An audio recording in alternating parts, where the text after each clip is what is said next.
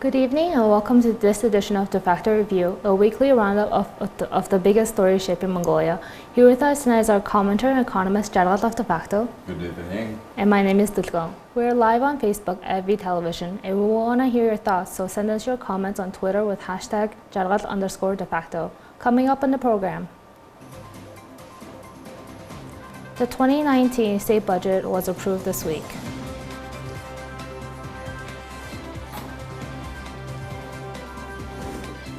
Will the parliament be dissolved?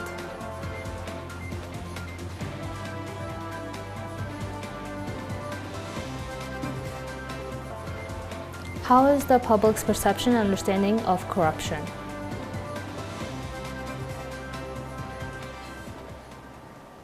So earlier this week, this Friday, this 2019 state budget was approved by Parliament. So what did you think of this process this year? Were there any differences that was observed from previous years?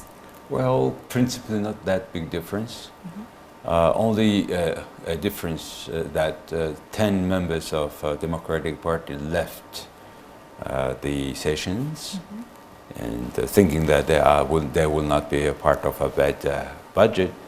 Which shows that they are not serving us, the voters, they are serving themselves, because it is much better if they were there discussing and opposing even if they want.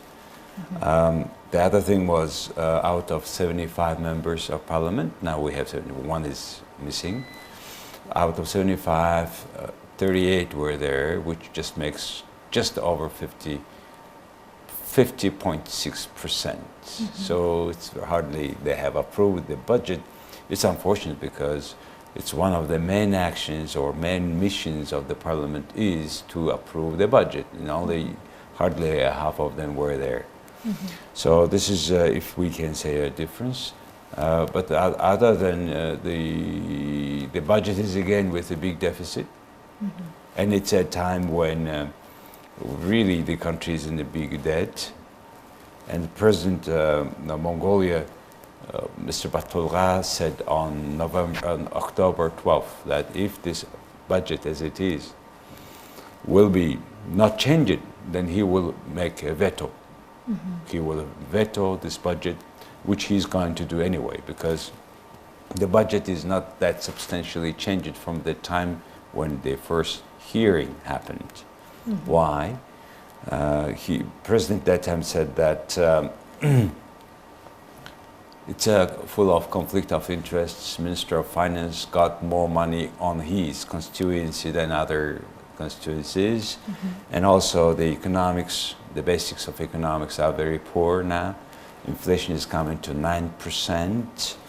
And the Tugrik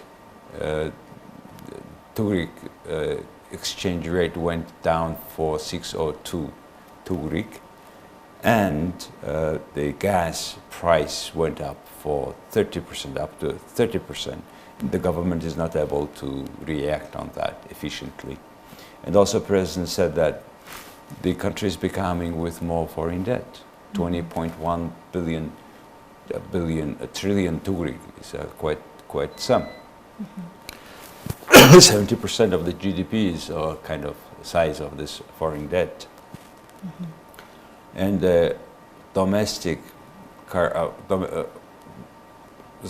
the central bank securities debt came to the level of 4.3 trillion Tugriks, which says that the government, including the central bank, is still in a big debt. And so many people have commented that the budget revenue this year has been very optimistic. So as you mentioned, there have been a couple of risks such as exchange rate, rise in oil prices. So how do you see these risks and other risks affecting revenue in the future? I do agree. It is quite optimistic when the prices for major commodities for export are not very clear. And the trade war is happening, and the China production and export structure has been changed. And in that circumstances, to be so optimistic with prices are really causes some doubt. One. Secondly, the they have increased the revenue or budget estimation because they are so optimistic, and they have consequently increased their expenses. And the expenses, when they increase, in particular in the context of what happened last week about the Small Medium Enterprise Fund, the people are not optimistic as the government, because they are misusing the budget money through all this siphoning through all this type of funds like this Small Medium Enterprise Fund. But there are 28 of this sort of funds. Plus, we still in a big foreign debt because we are not clear about with the proceeds of Genghis Khan bonds. So all this is all happening together makes us to think again. Really, this budget can be rather risky. And so, have there been any measures placed within this budget that has been promoting the private sector? Well, I wish there was. You see, there is no so-called state money. State has no money. State has only tax money, and that is the taxpayers' money. So if the state increasing taxes, that is decreasing the extra money that, not extra money, but the money that private sector could invest and extend their businesses. So the state budget revenue comes up, it is not the best news for private sector, which is creating all the values, they create jobs. So it is a matter of discussions as well. You know, in general, the government can support the private sector only by participating less in the economy, because in the Mongolian public governance, at the level of corruption we have today, state-owned enterprise means loss for everybody, because almost all state-owned enterprises in Mongolia run with big loss, which is covered by the budget money, the taxes. And actually, as we say, we don't have state actually owned companies, enterprises. We have only political parties owned enterprises, which is true, because they have impact. They put their own people at the helm of the state-owned enterprises, and then they siphoning the funds through different meanings, tender, many things, public procurement. So at the level of quality of our governance, state-owned enterprises are not a good sign. And a very fresh example, last week we have a task or state-owned construction corporation or housing corporations, which have been running for losses up to now 350 billion tugriks. And they have been changing the previous couple or so CEO they were arrested for mismanagement. Now they are converting this state-owned enterprise of this construction company, state-owned construction company, into private company or limited company. You know, it's much, they said their motivation is, because we have a loss, now we want it to work like a normal company with a normal board, separate from political influences. And if this is the intention, they should do all state-owned enterprise into public companies where the majority of shares belong to people. I think in this way, the government can support private sector and their role in the economy. Also, another point here, remember this small medium enterprises, the politically influential people, in particular a lot of parliament members, ministers, they got this discounted loan to their own company. That is the worst damage they can create for the economy. Why? This cash, billions of tugriks cash, immediately goes to their savings or non-bank financial institutions to have a more interest rate to create, and it altogether creates increases interest rate, banking interest rate, non-bank financial institutions interest rate up, and as a result, for ordinary people, there are less and less chance to have a cheaper loan. So interest rate now, at the banks, it's about 20%. I mean, what kind of businesses you should have to pay 20% per year your interest and plus to have some small profit, which is almost impossible.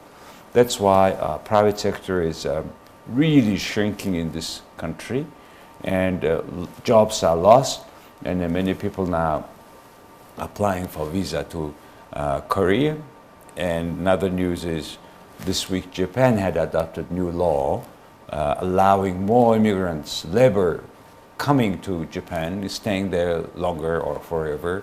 The sort of new, after a long struggle, the Japanese parliament had approved this law, which immediately will be reflected, I think, first of all, in Mongolian labor immigration, which is not good news for Mongolia, because those people who can take a risk, they go to China, to Korea, and Japan, because they inspect the applicants, and they take the most healthy, most energetic, most taking risk people.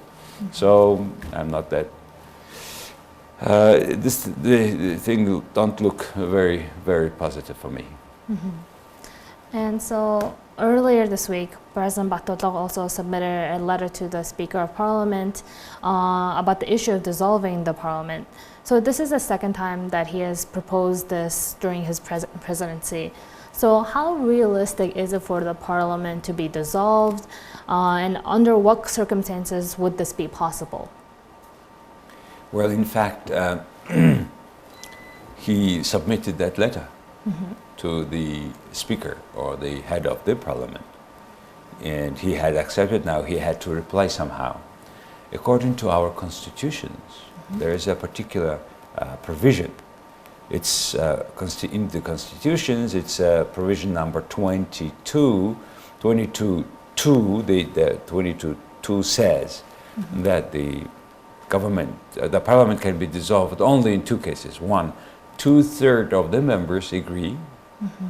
One, or President and the Speaker of the Parliament agree on that issue. So obviously these people will not agree to dissolve at this time. Plus 65 out of 76 Parliament members belong to one political party, and I don't think they can dissolve themselves. But however, what is happening recently in the country really causing more, say, decline of people towards that direction. Because last week, in our program, we were saying that it's much better. Of course, there's corruption, but it's much better to wait for another 18 months to have next elections, to make our own decisions at the next general elections. But the way how our parliaments are misusing our money and the information disseminated last week really makes us to think twice how long we can survive with these people. Are they for us here in the parliament, or are they only for themselves to misuse our fund through their own companies? And so, as you just mentioned, there has been new information released about the SME fund, which we covered last week in our program. So, in this case, what should the government be doing? The coverage of this mismanagement of this small medium enterprise support fund is really comprehensive. It's out of mind. How can it, according to the president, 50 parliament members out of 76 are involved in this mismanagement, meaning that we have already the Minister for Agriculture and Light Industry, Mr. Baktolok, resigned. And we have already 4 persons, including the State Secretary of that ministry, head of this fund, and the chief accountant of this fund. 4 persons are already arrested last week on that occasions. But in Mongolia, things of arrest is now something interesting, because it's happening, and then they release somehow no explanation why they are arrested, if they hadn't done any crimes, and or if they are released, why they have released if they made crimes. So Mongolian judiciary system is really kind of making fun, I think, on customers, on Mongolians. And plus, the very funny thing is in this small medium enterprises fund misuses, there are several ministers, current ministers, about 30, 40 parliament members, and they were misusing the fund through their own companies. Somebody has 100% their own company, then they have received 950 billion Tugriks loan with only 3% annual interest rate. Meanwhile, the market rate is about 24. So really, this is a truly corruption, and but they find, many of them find it's normal. And by the way, Mongolia has changed our criminal law, embedded into it, namely the Article 22, and here also we have included what is the corruption, why corruption is crime, and what happens if the person is saying by acting or not acting, allowing public fund used for somebody using public fund in a wrong way. It's called corruption, and now corruption is now legally punished by our law. It's just on paper. And in normal system, for example, the state parliament is creating law, and then our judiciary system checks, and we have also state auditing. But what happened was, not only the parliament members got the money to their own companies or to father's company, mother's company, or wife's company, but the general auditor of Mongolia, Mr. Khuril Batar, got to his 100%, it's according to his income statement. Tsing Style Company got 750 million Tugriks himself, general auditor of Mongolia. Instead of checking, auditing all this wrongdoing, he got himself this loan. Then what happened? If it's wrongdoing, the prosecutor should start this court decisions to check and solve. But it's in normal country. But in Mongolia, our deputy prosecutor, Mr. Amaglan Batar, got to his company Tsast Sogot 500 million Tugriks in 2017 and 800 million Tugriks in 2018.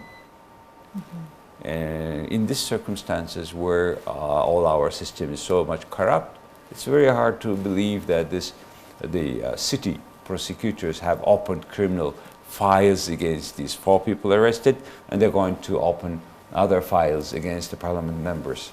But I'm not sure how long they will succeed.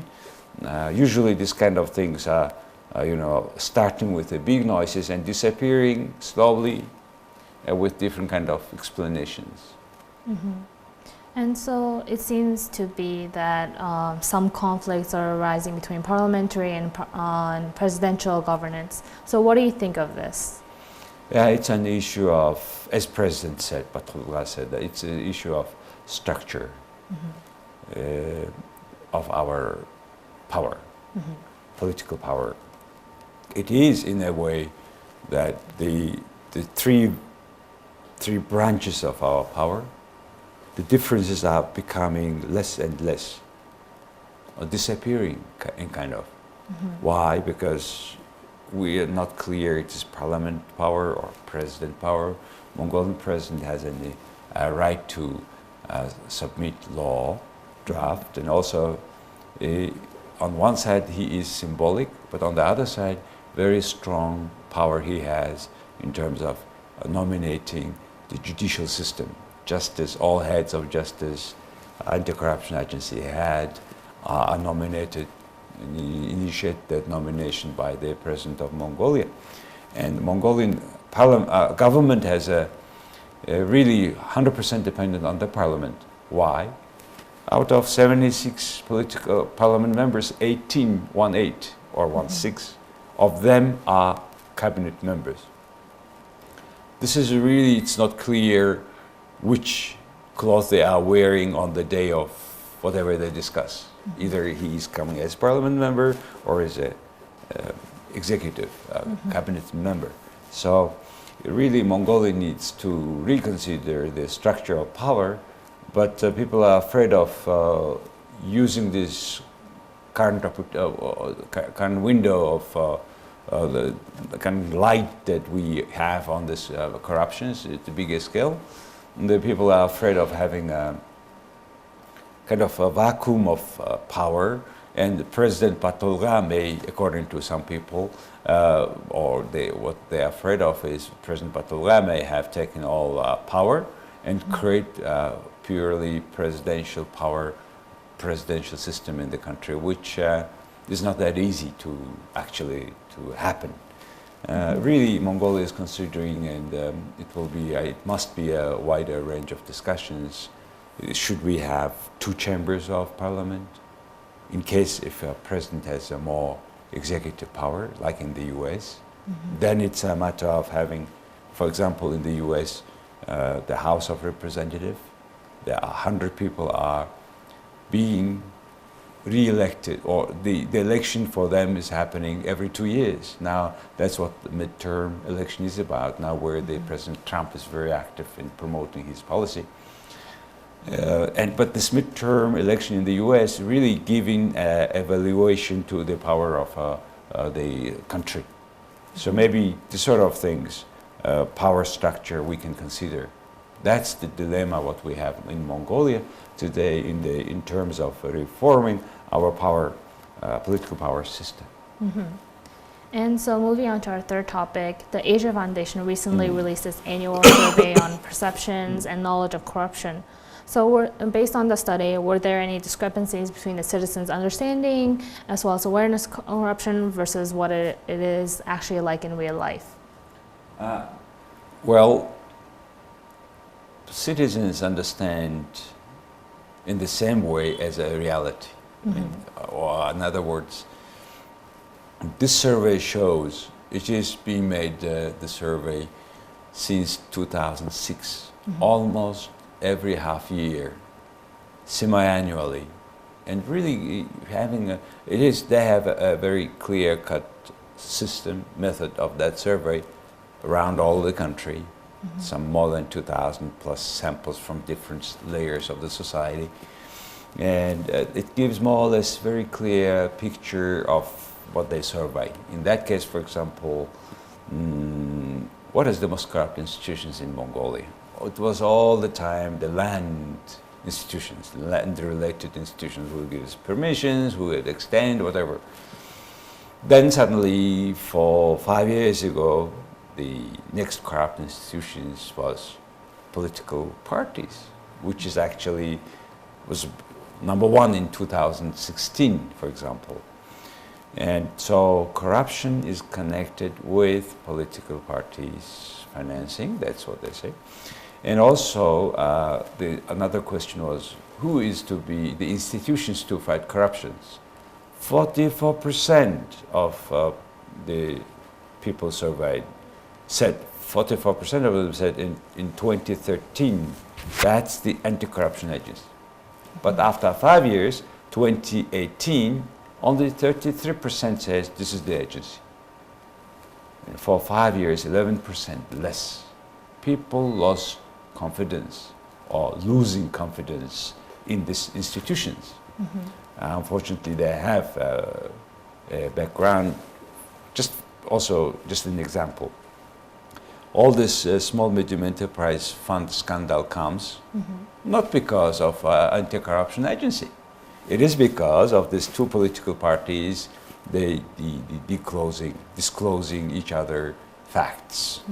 As a result, now we know this how this 5 former ministers, including former mayor of Ulaanbaatar city, are in Mongolia say their case submitted to the court. That means that these people, including Minister Patmayar, former minister, who had initiated this bond issues, and Mr. ex-mayor of the city, all misusing the Genghis Khan bonds proceeds through their companies, children, whatever. So they are criminally now being charged. But it's also very relative because criminally charged. We have seen many people, but they are arresting some people and they're releasing them in a few months. So why they are mocking on the life of people? If they are criminals, why they are arrested? If they are not criminals, why they are arrested? If they are criminals, why they are released? Nobody is proving, unfortunately, and we are playing the victim of game of this judicial system in the fight between two political parties. And so earlier you mentioned that the citizens' trust in the Independent Authority Against Corruption Agency is declining in recent years. So why is this? Because one of the reasons that they did not open this case. The other reason is, again, this so-called big people arrests, including 2 prime ministers, etc., and then they are released,